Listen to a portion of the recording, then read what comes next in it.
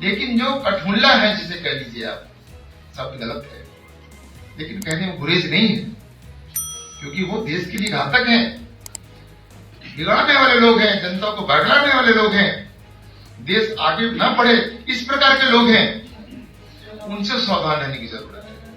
कठमुल्ला शब्द का इस्तेमाल कर विवादों में आए इलाहाबाद हाईकोर्ट के जस्टिस शेखर कुमार यादव एक बार फिर एक सेमिनार को संबोधित करने जा रहे हैं।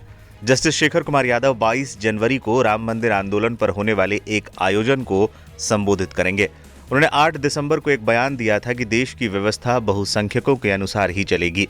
इसके अलावा मुस्लिम समुदाय को संबोधित करते हुए उन्होंने कठमुल्ला शब्द का इस्तेमाल किया था, जिस पर विवाद हुआ था।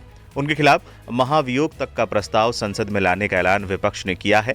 इसके अलावा सुप्रीम कोर्ट ने उनके खिलाफ जांच शुरू की है। इस बीच अब वो 22 जनवरी को राम मंदिर आंदोलन और गोरक्षक पीठ शीर्षक से आयोजित होने वाले एक सेमिनार में वक्ता के तौर पर शामिल होंगे।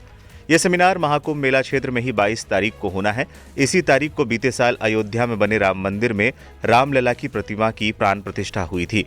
कार्यक्रम के संयोजक शशि प्रकाश सिंह ने बताया है कि आयोजन रामलला की प्राण प्रतिष्ठा के 1 साल पूरा होने के मौके पर कराया जा रहा है। जस्टिस शेखर कुमार यादव के अलावा इस कार्यक्रम को आरएसएस के सीनियर प्रचारक अशोक बेरी भी संबोधित करेंगे।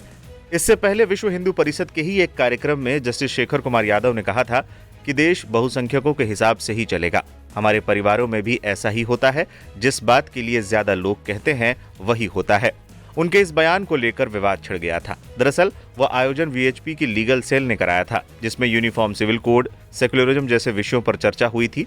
वीएचपी के आयोजन में मौजूदा जज के पहुंचने और इस तरह के विवादित बयान को लेकर कपिल सिब्बल जैसे सीनियर वकील ने भी ऐतराज जताया था। इस मामले का वीडियो जैसे ही वायरल हुआ, उसका संज्ञान सुप्रीम कोर्ट ने भी लिया था। इस मामले में कॉलेजियम भी एक बार जस्टिस शेखर कुमार यादव को तलब कर चुकी है। बता दें कि जस्टिस यादव के समर्थन में एक अर्जी अदालत में पहुंची थी। इसमें मांग की गई थी कि यादव के खिलाफ कार्रवाई ना की जाए, क्योंकि उनका बयान एक जज के तौर पर नहीं बल्कि हिंदू के रूप में था। बता दें, मामले पर जस्टिस शेखर यादव को सीएम योगी आदित्यनाथ का भी समर्थन मिला था। एक कार्यक्रम को संबोधित करते हुए सीएम योगी ने कहा था, एक हाईकोर्ट के जज ने सही बात कही तो उनको महाभियोग का नोटिस दे दिया गया।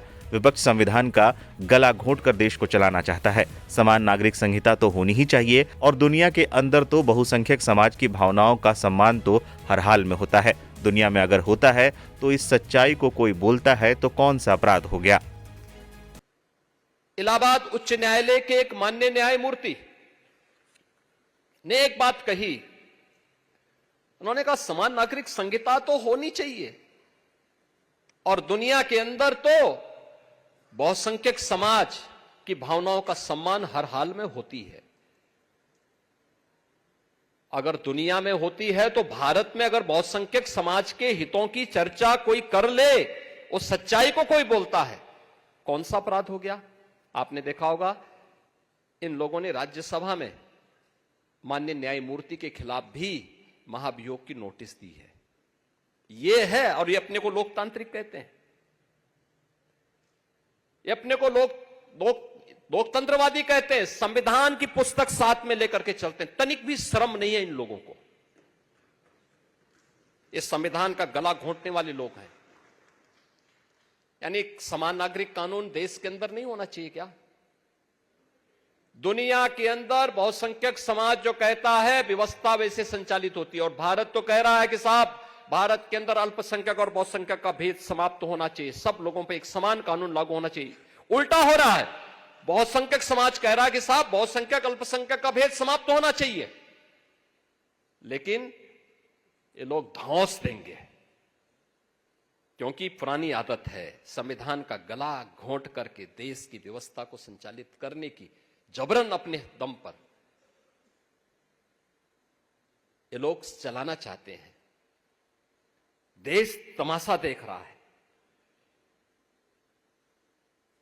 इन सबको एक्सपोज किए जाने की आवश्यकता है।